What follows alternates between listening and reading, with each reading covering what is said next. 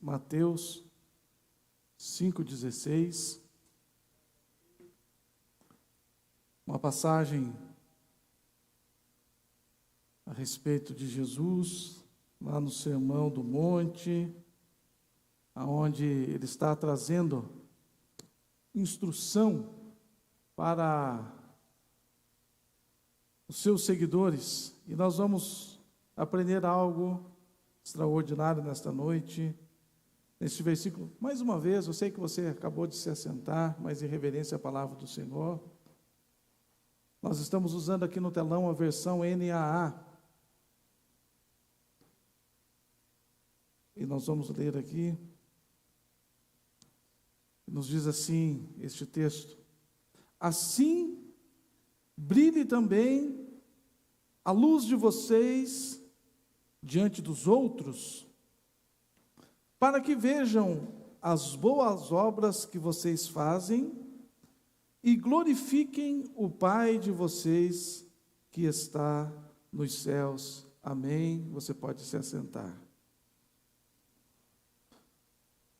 Irmãos, esse texto aqui, um pouco do contexto desse texto, é que Jesus está falando sobre ser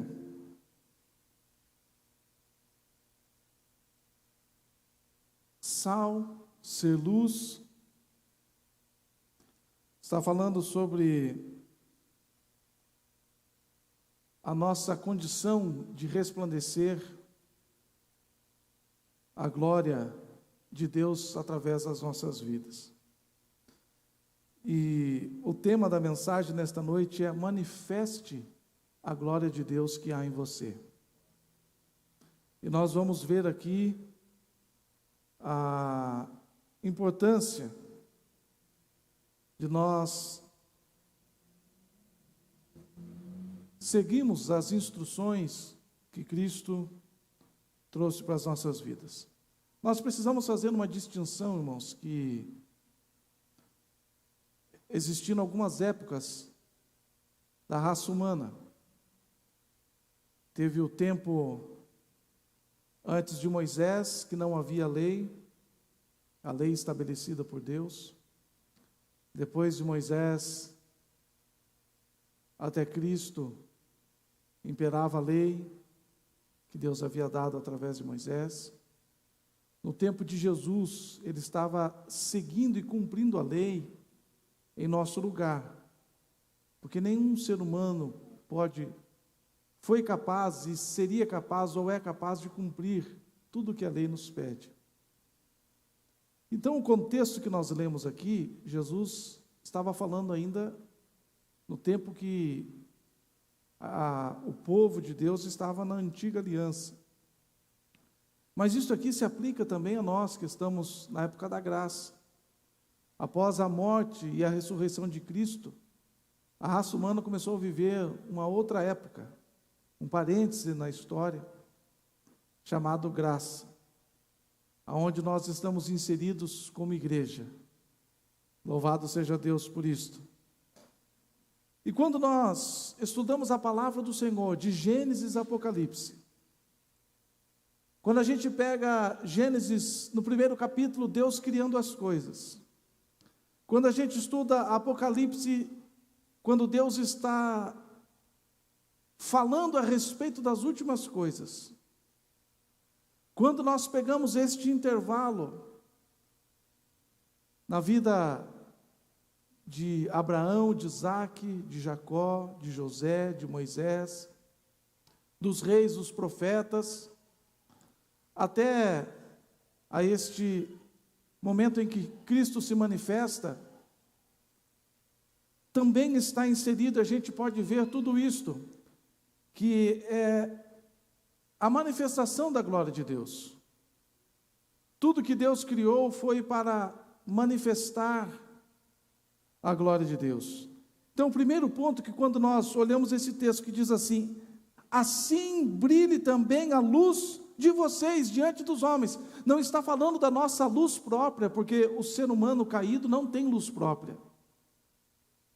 O ser humano perdeu o brilho, porque perdeu o contato com Deus, perdeu a comunhão com Deus. E tem sido falado aqui repetidamente nos últimos tempos, que apenas um homem, o sumo sacerdote, uma vez por ano, poderia chegar um pouco perto da glória de Deus, da luz de Deus. E nenhum homem podia refletir, então, a luz própria, e não tendo a luz de Deus, não poderia refletir a luz de Deus. Então, quando Jesus está dizendo assim, brilhe também a luz de vocês, ele está falando, olha, vocês precisam estar em Deus, vocês precisam estar em mim, para que vocês se tornem a luz do mundo, para que vocês se tornem o sal da terra, para que vocês se tornem a diferença neste mundo tenebroso. Então, a primeira coisa que nós temos de entender é que toda a criação existe para manifestar a glória de Deus. Tudo foi criado por Deus, e tudo que Deus criou tem um pouco da sua essência, um pouco da sua natureza. E tudo que foi criado, aquilo que é macro, que os nossos olhos não conseguem ver, aquilo que é micro, que os nossos olhos também não podem contemplar, está resplandecendo a glória de Deus. O universo, a Via Láctea, o espaço sideral, as estrelas, as nebulosas, os planetas, tudo está resplandecendo a glória de Deus. O mar, os rios, as cachoeiras, os desertos, as grandes matas, tudo está resplandecendo a glória de Deus. Tudo foi feito para que a glória de Deus fosse emitida através disso. Glória é a plena expressão da natureza de Deus. Quando você pensa em Deus, não tem como não pensar em glória. Quando você pensa na existência de Deus, não tem como não pensar em algo glorioso. Quando nós falamos em Deus, nós não podemos pensar em algo que não expresse alguma glória, porque glória é a plena expressão da natureza de Deus. A natureza de Deus é gloriosa. Então tudo que Ele toca, tudo que Ele faz, tudo que Ele realiza, também tem um pouco da sua glória. A palavra glória, eu lembro, o pastor Fausto pregava antigamente do Icabô, foi-se a glória de Deus, né? Mas aqui não é o Icabô, é apenas o Cabô, que significa denso, pleno, de plena capacidade. E nós encontramos isso no Salmo 19:1, que diz assim: os céus proclamam a glória de Deus, e o firmamento anuncia as obras das suas mãos. Então, os céus proclamam a glória de Deus, e o firmamento anuncia as obras das suas mãos. Aqui nós precisamos fazer um pouco de distinção entre céu e firmamento. São coisas parecidas, mas aqui neste texto elas são bem distintas. Quando está dizendo que os céus proclamam a glória de Deus, está se referindo a esta redoma azul que a gente vê, um pouquinho para baixo da estratosfera, aí cerca de, não sei, 10, 12 a 15 mil metros de altura, 15 quilômetros de altura.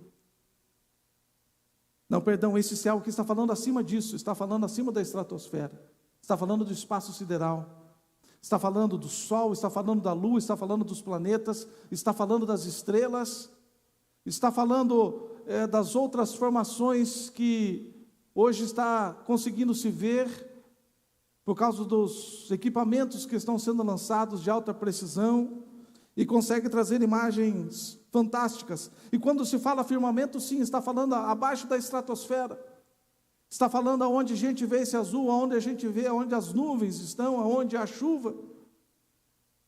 Por isso que lá no começo diz que Deus separou as águas de cima e as águas de baixo. daria um estudo muito bonito sobre isso. O que são águas de cima, o que são águas de baixo. Mas então, se nós olharmos além, se nós conseguimos, hoje em dia você vai no YouTube, você consegue imagens desses satélites que estão viajando a dezenas e milhares de quilômetros de distância da Terra, trazendo imagens fantásticas. Quando você vê esta imagem, está proclamando a glória de Deus. Os cientistas, eles desenvolvem os satélites, eles desenvolvem estas lentes extraordinárias para enxergar no mais longe possível, para provar que Deus não existe, para dizer que, olha, e quando se olha, a glória de Deus está sendo proclamada. Aleluia! E o firmamento anuncia as obras das suas mãos. Então, irmãos, brilhar a luz de Deus é manifestar a glória de Deus. Então, isto foi um pedido, mais do que um pedido, foi uma ordem que Jesus nos deu, dizendo: vocês brilhem a luz, para que os outros, existem outras traduções que dizem, para que o mundo veja as boas obras de vocês. É interessante que o próprio Jesus disse assim, que que este mundo rejeitou a Ele, porque Ele é a luz, e aonde a luz está, aonde a luz resplandece, as obras são expostas, e eles não queriam que a luz brilhasse, para que as suas obras más não aparecessem. Mas Jesus está dizendo: você, aleluia, você que é escolhido, você precisa brilhar a sua luz, para que o mundo possa ver as suas boas obras. Então, quando eu me retraio e não quero brilhar a luz de Cristo, é porque eu tenho dúvida a respeito das minhas obras. Então, os meus parentes não podem saber que eu entreguei a minha vida a Cristo, que agora Cristo é o meu Salvador. Ninguém pode saber. Então você está tentando ofuscar, abafar a luz de Deus na sua vida, porque as suas obras não estão condizendo com as boas obras que Jesus está pedindo que sejam expostas. Então assim é no trabalho, assim é na faculdade, assim é na escola, assim é no meio dos amigos. Olha, eu não sou crente, eu não sei quem, dá uma de Pedro, eu não sei quem é esse Jesus. Quando as pessoas começam a falar mal da igreja, começam a falar mal de Cristo, começam a falar mal da Bíblia, a pessoa fica bem quietinha, porque não quer resplandecer a luz, porque as suas obras são duvidosas. Brilhar a luz é manifestar a glória de Deus. Então, aonde eu estiver, independentemente das circunstâncias, eu preciso manifestar a glória de Deus, para que as boas obras que Ele realiza através da minha vida sejam manifestas. Então, este aqui é o fundamento para que a gente possa compreender este texto que Jesus... E se a gente ler o texto anterior, Mateus 5:15, a gente vai ver Jesus dizendo: olha, não pode se esconder numa cidade edificada e bem iluminada. Então, se Cristo está na sua vida, se tem a glória de Deus na sua vida, é impossível que esta luz seja abafada, seja contida, seja escondida. Então, brilhar a nossa luz significa manifestar a glória de Deus. Não está dizendo para sair dizendo: olha, eu sou bom, eu consigo, eu posso.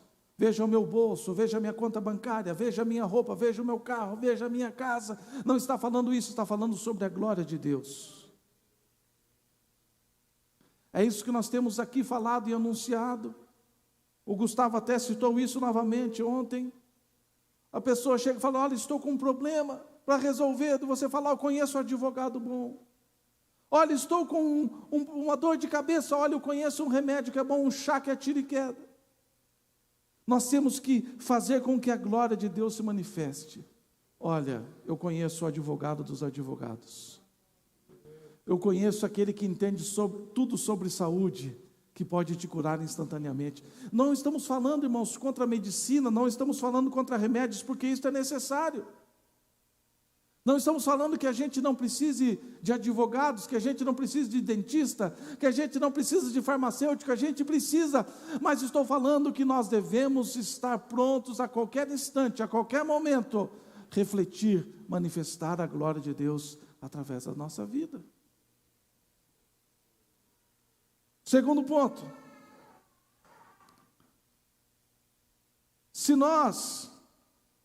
se toda a criação existe para manifestar a glória de Deus, por isso Satanás atacou Adão e Eva no jardim.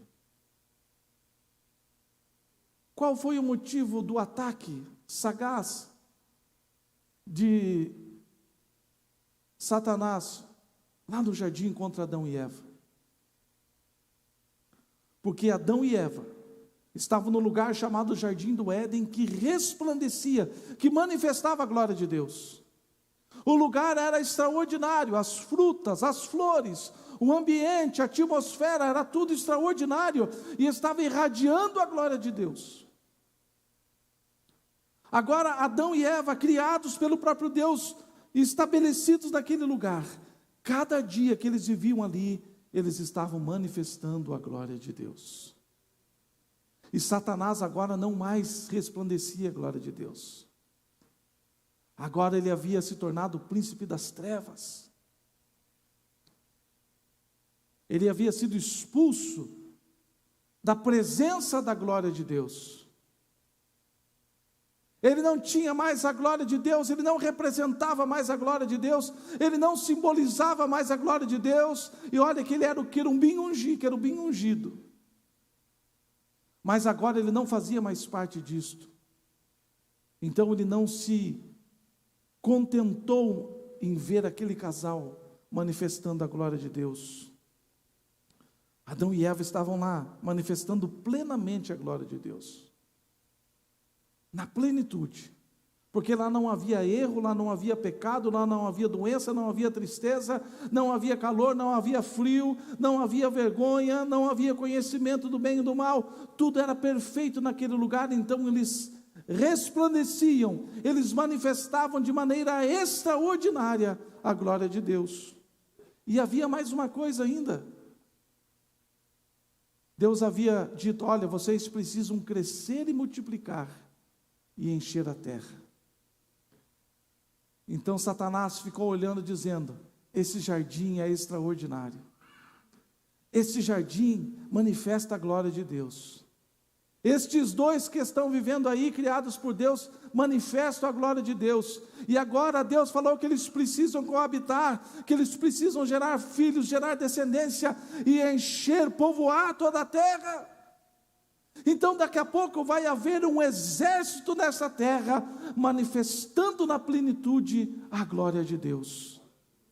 Então ele resolveu intervir de maneira terrível nisto. Os animais, as aves, manifestavam a glória de Deus. Hoje em dia a gente vê as aves voando bonito, a gente vê um animal doméstico bonito, resplandecendo a glória de Deus. Mas quando você coloca lá no planeta animal, que tem um leão devorando a sua presa, que corre atrás de uma zebra e pula no pescoço e estraçalha, aquilo já não representa mais a glória de Deus. Porque no jardim não havia morte, não havia derramamento de sangue, não havia ferida, não havia dor, tudo era perfeito. Mas eu nunca me esqueço dos cursos da irmã Mariazinha, que voltará um dia em que o leão estará juntamente novamente com a ovelha no mesmo lugar, e não haverá mais morte. Aleluia! O homem perdeu a capacidade de manifestar a glória de Deus, e a capacidade de compreender a essência da glória de Deus, ou a essência de Deus que é manifestar a sua glória. O homem não apenas perdeu a capacidade de manifestar a glória de Deus. Quando você liga o jornal aí, na televisão ou no rádio, ou na internet, você vê um homem matando outro homem, Às vezes uma briga boba de trânsito.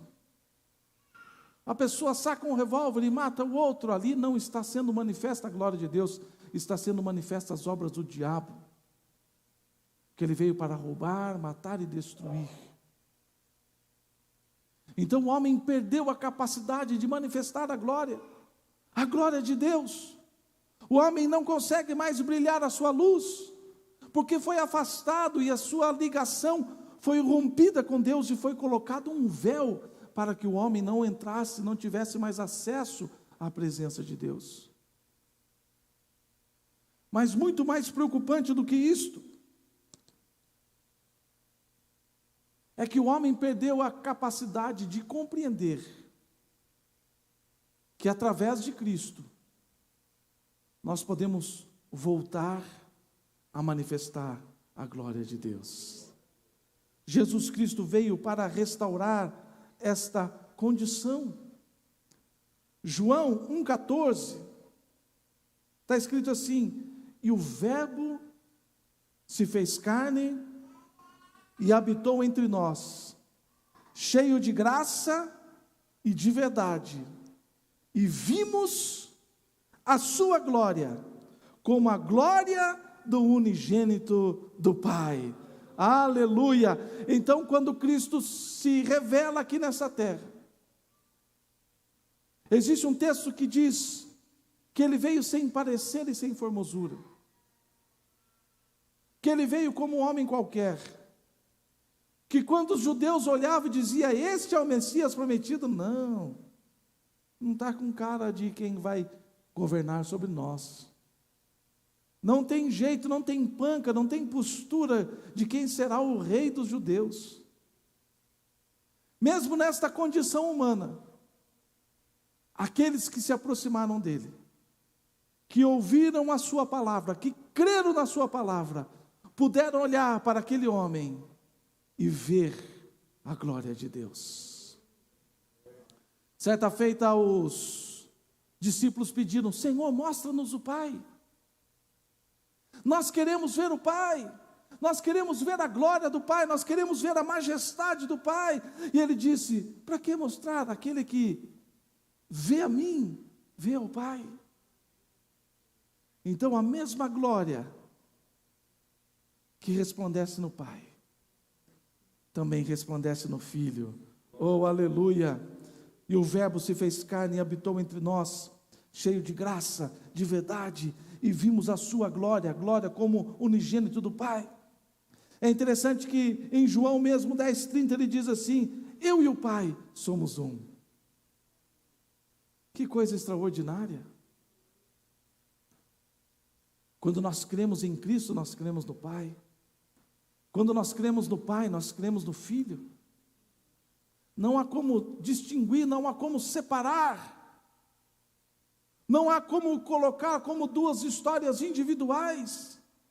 Ele está dizendo, eu e o Pai somos um. Lembre-se que nós cremos na triunidade divina, nós cremos em três pessoas, no Pai, no Filho e no Espírito Santo. Nós não somos unicistas, nós não cremos que é a mesma pessoa se manifestando de maneira diferente, não. Lá no começo diz assim, no princípio criou Deus os céus e a terra, Bereshit bara Elohim, toda palavra com terminação in. Agora o Ney vai ter que lembrar, hein, porque nós aprendemos isso no curso de hebraico, hein? Toda palavra com terminação in no hebraico significa plural ou coletivo. Então, no princípio, a Trindade estava criando os céus e a terra. É por isso que quando Cristo está crucificado, ele não diz Elohim, Elohim, ele diz Eloi, Eloi, lama sabachthani. Ali ele estava clamando ao Pai, Eloi, Pai. Ele estava falando a uma pessoa da Trindade. Quando Jesus está dizendo assim, olha, eu e o Pai somos um, ele está dizendo assim, nós pensamos a mesma coisa, nós fazemos a mesma coisa, nós realizamos a mesma coisa. Na verdade, eu só vim a este mundo para fazer exatamente aquilo que o Pai quer que eu faça. Então, por isso Jesus estava resplandecendo a glória, Por isso que nós podemos olhar para Cristo, ou aqueles que estavam pessoalmente olhando para Cristo, não via apenas um homem, mas via a glória do Pai. Oh, louvado seja o nome do Senhor. E Paulo acrescenta isto, em 2 Coríntios 5,17, e assim, se alguém está em Cristo, nova criatura é, as coisas antigas já passaram, eis que se fizeram novas. Se alguém está em Cristo, então Paulo está dizendo que existe a possibilidade de alguém estar em Cristo e de alguém não estar em Cristo. Quando ele coloca aqui se, ele está dizendo, assim, se alguém está em Cristo. Então, se alguém não está em Cristo, não é nova criatura. Se alguém não está em Cristo, as coisas velhas ainda não passaram. Mas se alguém está em Cristo, por isso a importância de estarmos em Cristo. As pessoas querem levar hoje um evangelho do jeito que elas pensam, do jeito que elas acham que é. Eu acho que é assim, eu acho que é daquele jeito. A Bíblia está dizendo, se alguém está em Cristo, então nós precisamos reconhecer a Cristo como único e suficiente Salvador. Nós temos que reconhecer o seu sacrifício por nós. Nós temos que reconhecer que Ele é a propiciação dos nossos pecados. Nós temos que reconhecer que Ele se fez pecado em nosso lugar. Isso é estar em Cristo. Estar em Cristo não é estar na igreja. Eu vou na igreja. A pessoa pode cantar, pode levantar as mãos, pode chorar, pode saculejar o corpo, pode dizer eu sou crente, eu amo Jesus, mas se não está em Cristo. Estar em Cristo é viver segundo aquilo que Ele pede que vivamos. E se nós estamos em Cristo, nós somos um com Ele. Paulo escrevendo aos Romanos 6,4 diz assim, fomos sepultados com Ele na morte pelo batismo. Olha a importância do batismo. Para que com Cristo fôssemos ressuscitados dentre os mortos pela glória do Pai. Assim também nós andemos em novidade de vida. Então veja bem, aquele que está em Cristo já não é mais a velha criatura. Nós temos que bater firme nesta tecla, irmãos. Aquele que é nascido de novo não se gloria do seu passado. Aquele que é nascido de novo não enche a boca para falar do seu pecado, do seu passado de pecados e mazelas. Aquele que é nova criatura, ele não tende a voltar à sua antiga criatura. Nós temos que ter isso em nossa mente. Se somos nova criatura, as coisas velhas se passaram, é daqui para frente. Oh, aleluia, louvado seja o nome do Senhor, porque nós fomos sepultados com Cristo. O nosso velho homem foi sepultado com Cristo. A nossa velha criatura foi sepultada com Cristo. Aquela que desejava as coisas do mundo, aquela que desejava o pecado, aquela que desejava cumprir os desejos da carne, isto foi sepultado com Cristo. Fomos sepultados com Ele na morte pelo batismo, para que com Ele mesmo, aleluia, fôssemos ressuscitados dentre os mortos pela glória do Pai.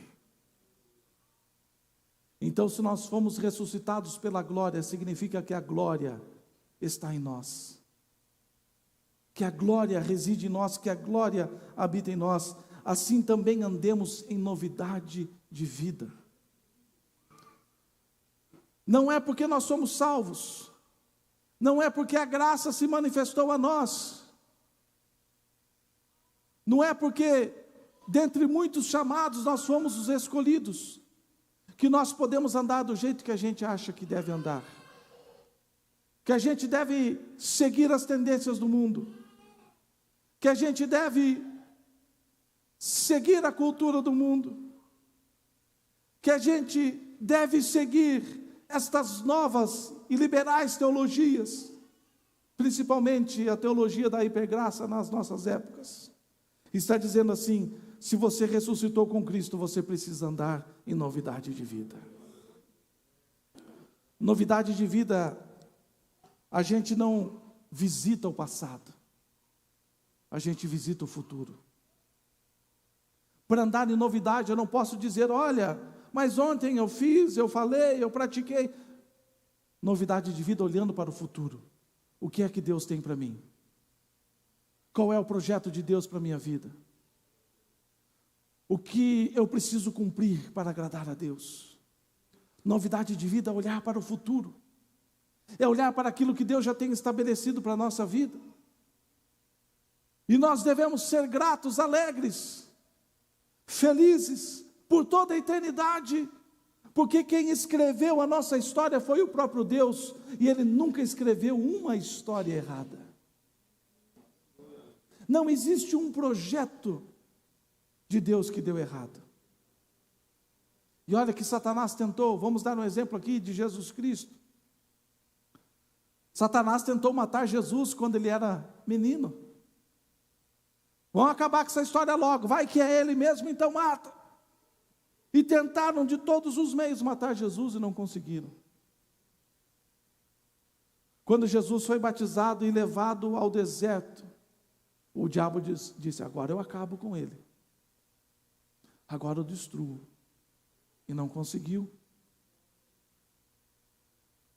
O diabo também usou a Pedro dizendo: não faça isto, não fique se martirizando, arreda-te de mim, Satanás, porque cogita das coisas deste mundo e não cogita das coisas do Pai.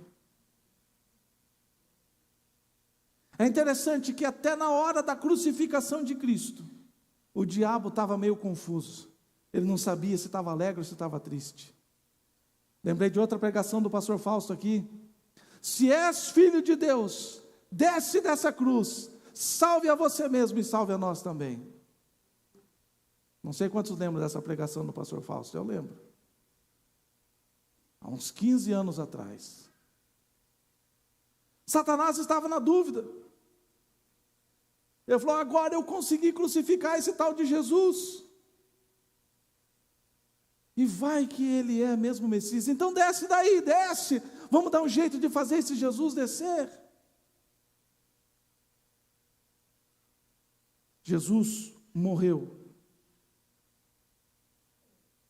Satanás disse: agora acho que deu certo. Mas ao terceiro dia, a morte não pôde deter aquele que é a própria vida. E ele ressuscitou. Poderíamos citar aqui a história de Noé, poderíamos citar a história de Abraão, poderíamos citar a história de José, poderíamos citar a história de Davi, poderíamos citar a própria história do apóstolo Pedro, de Satanás tentando abortar um projeto de Deus. Mas os projetos de Deus são sempre perfeitos. Não é o projeto da sua vida que irá falhar. Eu gosto muito do Salmo de Davi dizendo: por isso que nós somos contra o aborto, porque nós cremos que a vida começa na concepção. Ainda quando eu era substância informe no ventre da minha mãe, Deus pegou o seu caderno, o caderno da história de toda a humanidade. Ele conheceu, ele disse assim: esta aqui vai se chamar Norberta. E ele escreveu aonde que ela iria nascer, como ela iria nascer, todos os dias as trajetórias, quantas vezes iria para Jerusalém. Não foi um projeto da irmã, foi um projeto de Deus. Deus conhece tudo. Todos os projetos de Deus são perfeitos. Então nós não podemos ficar visitando o nosso passado, mas ai, porque eu fiz, ou porque eu deixei de fazer, ai, porque eu perdi, porque eu tive prejuízo. Deixa o passado para trás. Aquele que é ressuscitado com Cristo vive em novidade de vida.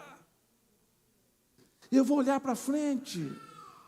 Oh, aleluia, Paulo nos ensina isso dizendo, esqueço-me das coisas que para trás ficam, eu fixo o meu olhar no projeto que Deus tem para a minha vida, e sigo caminhando. Oh, louvado seja o nome do Senhor. Em Cristo nós estamos novamente capacitados para manifestar a glória de Deus. Não é possível, ou é impossível, que alguém que está em Cristo não manifeste a glória de Deus. Eu lembro sempre aqui da experiência que o pastor Rubinho conta, que ele estava andando no calçadão em Curitiba, no meio da semana, naquele mar de gente, e alguém no meio daquela multidão vem caminhando em direção ao pastor Rubinho e diz assim, sem conhecer, se nunca ter visto, você é pastor? Eu preciso de oração neste momento. E o pastor então ora por ele no meio daquele calçadão, manifestando a glória do Senhor. Aonde nós estivermos, nós precisamos manifestar a glória de Deus. A manifestação da glória de Deus é a chave que libera a plenitude da satisfação pessoal. Isso aqui é importante, irmãos. Toda a raça humana está correndo de um lado para o outro, para se satisfazer.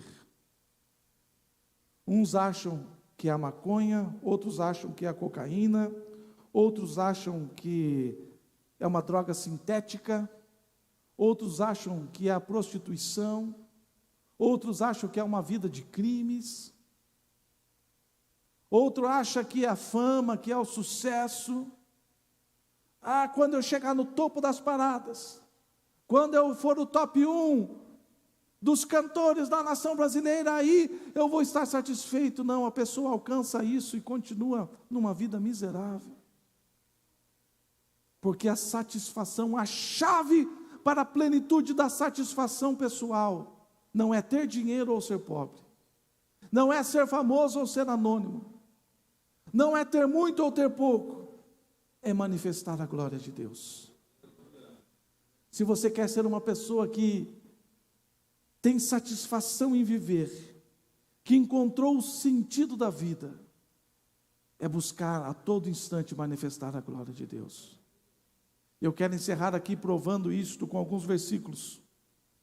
Eu gosto muito da história de Filipe, Atos 8,6, diz assim, as multidões unânimes davam atenção às coisas que Filipe dizia. E um pouquinho para frente o texto vai dizer que toda a cidade de Samaria estava seguindo Filipe, que toda a cidade de Samaria estava desfrutando de alegria, porque Filipe pregava com poder e autoridade.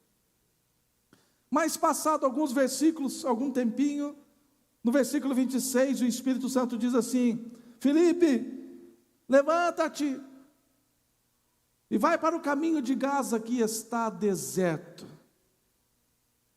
Se fosse algum dos pregadores de hoje em dia, eu deixar a minha igreja, eu deixar esta multidão que eu consegui arrebanhar e sair para ir pregar num caminho deserto? Filipe, que estava pregando para uma cidade toda, agora ele deixa aquela cidade e vai se encontrar com uma pessoa, e com a mesma alegria, com o mesmo entusiasmo, manifestando a mesma glória, ele começa a correr ao lado da carruagem, diz, olha, você entende o que você está lendo? Como eu vou entender se ninguém me explica? Então ele sobe naquela carruagem, e começa assim, ontem eu estava pregando para uma multidão, agora eu vou pregar só para um. Que plano que é esse de Deus para a minha vida? O que fiz, Deus, para merecer isso? Satisfação, a chave da satisfação plena é cumprir a manifestação da glória de Deus. Filipe falou com tanta ousadia, Filipe falou com tanta coragem, Filipe falou com tanta convicção, a glória de Deus se manifestou dentro daquela carruagem, que a primeira poça d'água que o eunuco viu, falou assim, eu quero ser batizado, dá para batizar ali naquele pouco d'água, dá, vamos descer, e foi batizado, porque Filipe estava manifestando a glória de Deus. Zaqueu, certa feita, declarou dizendo assim: eu vou doar a metade dos meus bens aos mais pobres. Paulo declara certa vez dizendo assim: eu sei viver na necessidade e sei viver na abundância. Então a satisfação pessoal não é a casa nova, não é o carro novo, não é a namorada nova. A satisfação pessoal não é um emprego novo, a satisfação pessoal não é um salário melhor, a satisfação pessoal não é um emprego de destaque, a satisfação pessoal não é a fama, não é o anonimato, a satisfação pessoal é manifestar a glória de Deus. E quando você começar a manifestar a glória de Deus, você vai ser feliz na sua vida. Vamos ficar em pé neste momento. Uma pessoa só pode ter satisfação pessoal se estiver manifestando a glória de Deus, porque só assim estará mostrando as boas obras de Deus, e Deus estará sendo glorificado. Eu faço duas perguntas ainda. Você tem brilhado a luz do Senhor? Você tem brilhado a luz do Senhor? Segunda pergunta que eu faço: Deus tem sido glorificado através das suas obras?